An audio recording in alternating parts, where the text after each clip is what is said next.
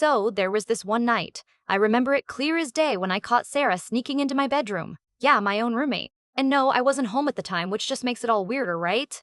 I got back a bit earlier than usual just because I wanted to grab something I forgot, and there she was, tiptoeing around my stuff like she was in some spy movie. And not the cool kind of spy, if you get what I mean. See, until that moment, I figured living with Sarah was going to be pretty straightforward. We shared a few mutual friends, and I thought, hey, this'll be easy. But there she was, pawing through my stuff while I wasn't around. It wasn't like I had anything super secret or scandalous, just the usual everyday kind of stuff. Laptop, clothes, books. Nothing that screamed private, but still, it's your personal space, you know? And she just disregarded that completely. What got me was not even finding her there. Well, that was the kicker. But how casually she acted when I stepped in. I didn't say anything right away because honestly, I was caught off guard. It was like she expected me to be okay with it, like she was just borrowing socks or something incredibly normal. But no, this felt more like her trying to figure out something she thought I was hiding. Honestly, if she was going to snoop, couldn't she at least slap on the theatrical shadow glasses or something? After that night, things shifted. Suddenly, I couldn't blink without wondering if she was watching me or rifling through my stuff again when I left. The apartment didn't feel like a shared space anymore. It felt like I had my own secret agent on the other side of the wall. And I'm not the kind of guy who jumps straight to conclusions, but when your quiet, somewhat private life starts feeling like a reality TV show, well, you start questioning everything. I started remembering small things, like the time my favorite snack disappeared, or when my headphones got unplugged even though I'd swear I left them exactly where they were. Nothing major on the surface, but when you piece those little odd moments together, it starts looking like a weird pattern, like a trail of breadcrumbs that Sarah was leaving for herself to follow or maybe for me to find. I couldn't wrap my head around why she'd be so interested in my stuff. Was it nosiness? Jealousy? Some kind of game? Whatever it was, it made me question how well I actually knew Sarah. I mean, we weren't super close or anything, but it wasn't like we were strangers either. She was supposed to be the chill roommate who laughed at my dumb jokes and didn't steal my food without asking. Now, I wasn't so sure. There was this one night, not long after I'd caught her, when I almost said something like, called her out right then and there. But I stopped myself. Maybe it was curiosity, or maybe I just didn't want to blow things up without knowing more. Instead, I just watched. Quietly. And that's when things started getting really interesting. Moving in with Sarah was supposed to be this no-brainer. You know, just two friends splitting rent so we both didn't have to shell out half our paychecks to some landlord in the city. We had a couple of mutual friends, nothing crazy, and I figured, she seems easy enough. Besides, she'd lived in the neighborhood for a while, knew the best spots for takeout, and was chill about having people over, which is kind of important when you're not exactly the most social butterfly. At first, everything felt pretty normal. We waved hello in the mornings, shared a laugh when the Wi-Fi inexplicably died together, you know, standard roommate stuff. I kept my side of the apartment mostly neat, but let's be honest, I'm not winning any awards for tidiness. Sarah's room was this neat little fortress, every book spine perfectly aligned, which was always kinda impressive and slightly intimidating. But then, those small little things started nudging at me. Like, I'd open a snack cupboard only to find my favorite bag of chips mysteriously gone. Now, I can deal with a missing chip or two. Sometimes things vanish in the name of late-night munchies, but it happened a few times too many. Then my cereal box kept getting moved into the other cabinet, and I was pretty sure I didn't do that because I'm not the best at remembering where I put things, but I'm usually consistent enough with that. And once, my earbuds were unplugged from the laptop, just chilling like they had no clue I'd left them plugged in. At first, I laughed it off, thinking maybe I was just being absent-minded or making mountains out of molehills. But the more I noticed the little shifts in the apartment's usual rhythm, the more I started wondering if, maybe, Sarah was somehow behind it.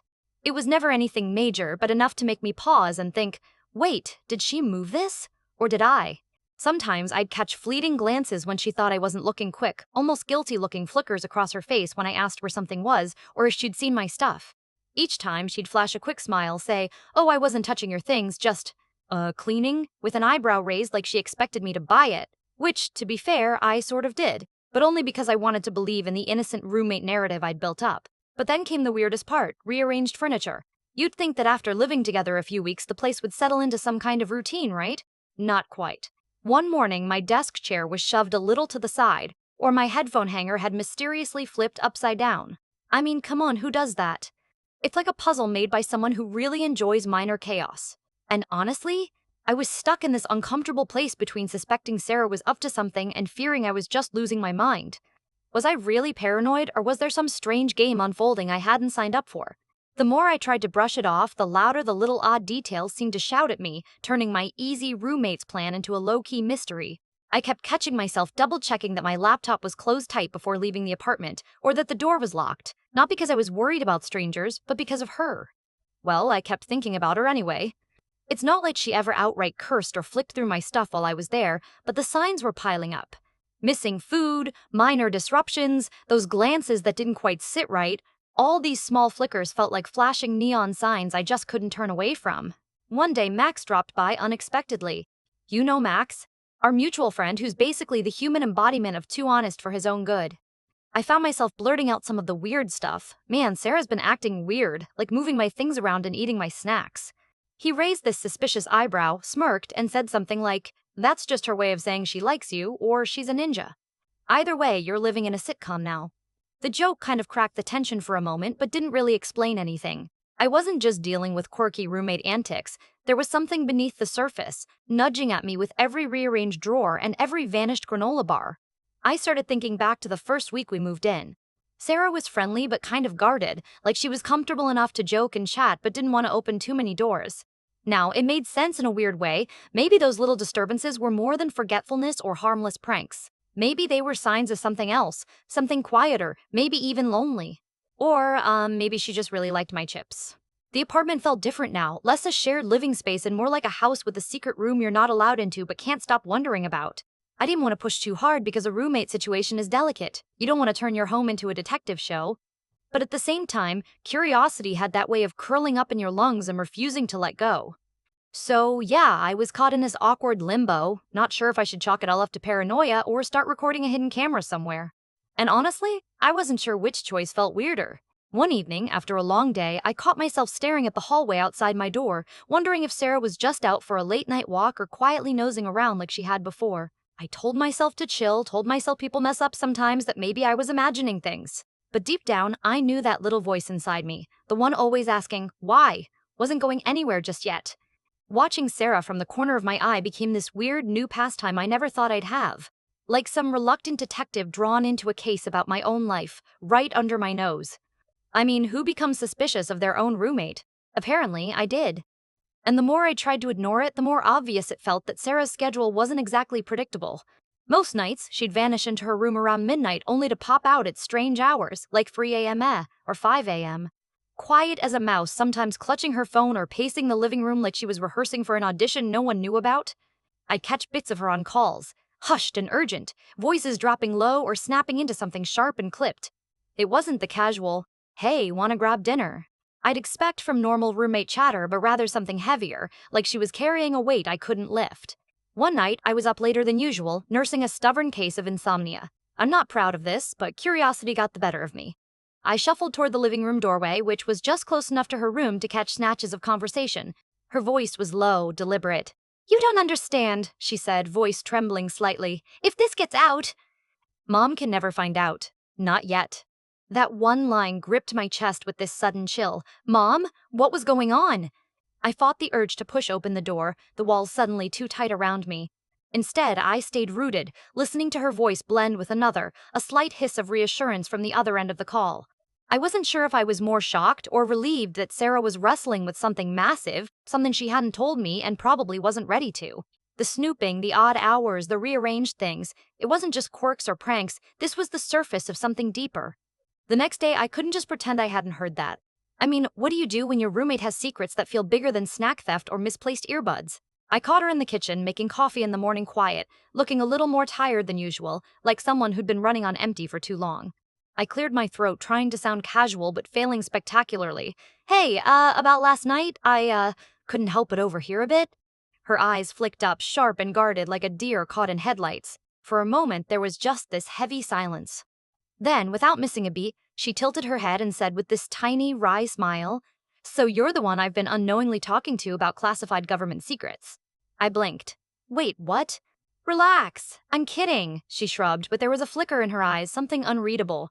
"Look, I know I'm a little out there sometimes. The late-night walks, the weird calls, the snack theft, you caught me on that one." She gave me a mock innocent grin. I wasn't sure if she was deflecting or just a pro at offbeat humor. I pressed a bit. "Sarah, seriously, what's going on?" "You don't have to share, but if something's up, you don't have to pretend I'm some random weirdo in the house." She sighed, a sound heavier than I expected for someone who just cracked a joke moments before. "It's complicated." and I'm not exactly proud of it. Then she looked at me, real, unfiltered for a second. But thanks for noticing.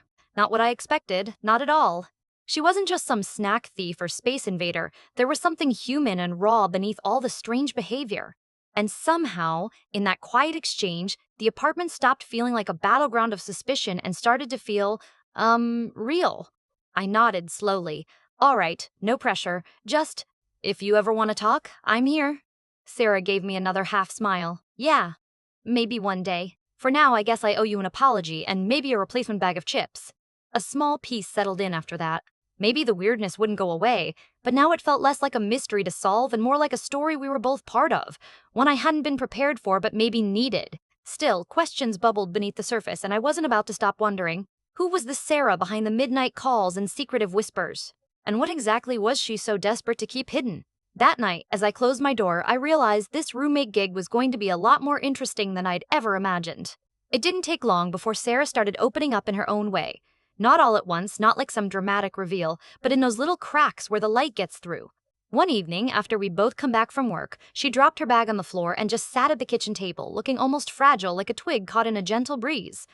You know, she started, fiddling with the edge of her mug, my family stuff isn't exactly normal. I nodded, waiting.